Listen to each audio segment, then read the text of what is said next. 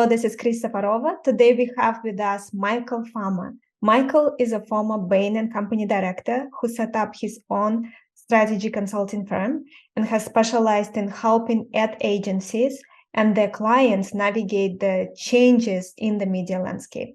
Michael is also an author of 2 books, Madison Avenue Manslaughter and Madison Avenue Makeover.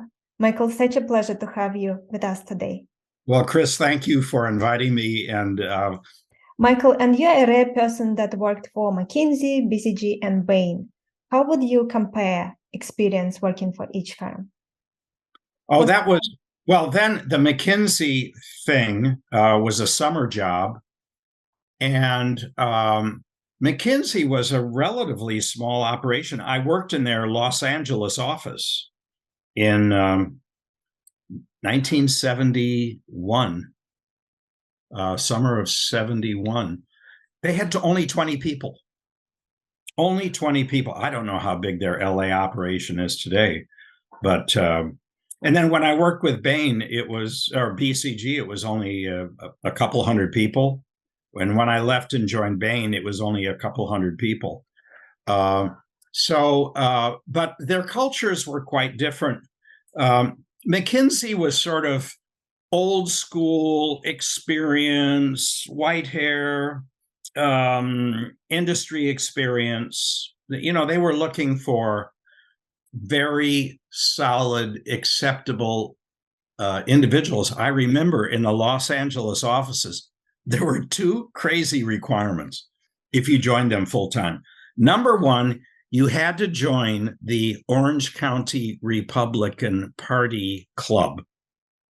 You had to be an Orange County right-wing Republican. This is 1971, 50 years ago, long before the Republican Party as it is today. And the second thing you had to do is wear a white shirt, only a white shirt and a tie. And they had just abandoned wearing the kind of hats that Clark Kent wears in movies, in Superman movies. They had just abandoned that.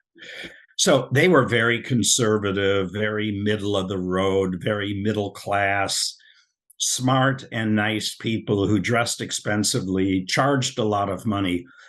But I would say not a terribly analytical firm. Now, BCG was exactly the opposite, because when I was at Harvard Business School, they used to run ads in the Harbus, which was the local newspaper for the campus. And their ads would say, "Are you good enough to join us? We only hire the best and the smartest."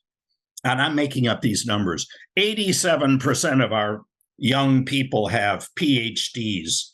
3/4 have already written books, and so forth and so on. Bruce Henderson, who ran the firm then, who founded it and ran it, he was just looking for really bright bomb throwers. You know what I mean? The kind of people that didn't give a damn what was going on at the client, wanted to find things that were insightful and strategic and shove it in the client's face. Mm-hmm. And by the way, that was the culture at that time. Now, I love BCG today. It's become a completely different place. But I have to say, in its first decade, it had people who generally thought their clients were stupid and that they were smarter. And they didn't care how angry they made their client, because they weren't looking for the next piece of work. All BCG wanted to do in those early days was to do a piece of strategy work and then leave.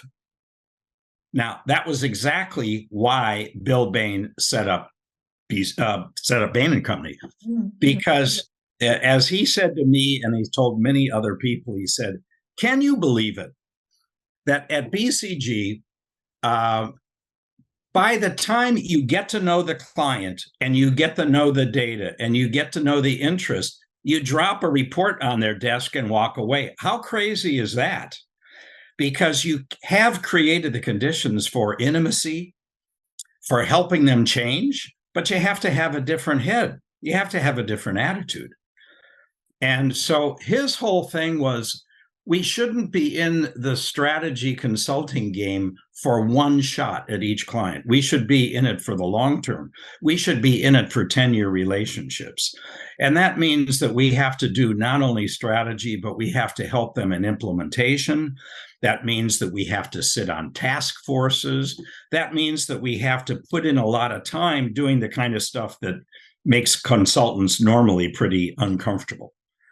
And Bill really understood that, at least during that period of BCG's history, that they were in it for the fame and glory of one-shot studies, and Bill was in it for the confidential work for clients for a 10-year period in order to make a difference.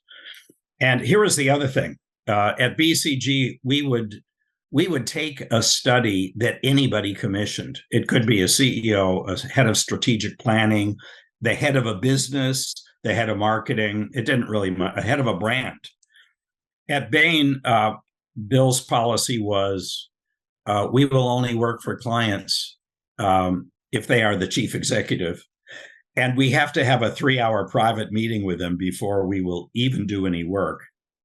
And we will only work if we are given the most important businesses to work on, and if they agree that this is a relationship for life, as long as we are doing valued work.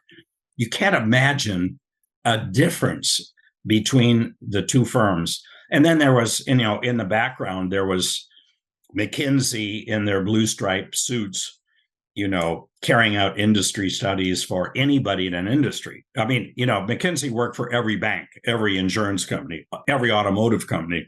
At Bain, we would only work for one company in an industry because we wanted to kill the competitors. So those three firms, happened is they've all converged. They are all involved in long-term relationships. They are all very analytical. They all hire the same kind of people. It's been interesting to see that happen, so that I think, an individual coming out of business school could work for any one of those firms and be quite happy. That would not have been the case, 50 years ago.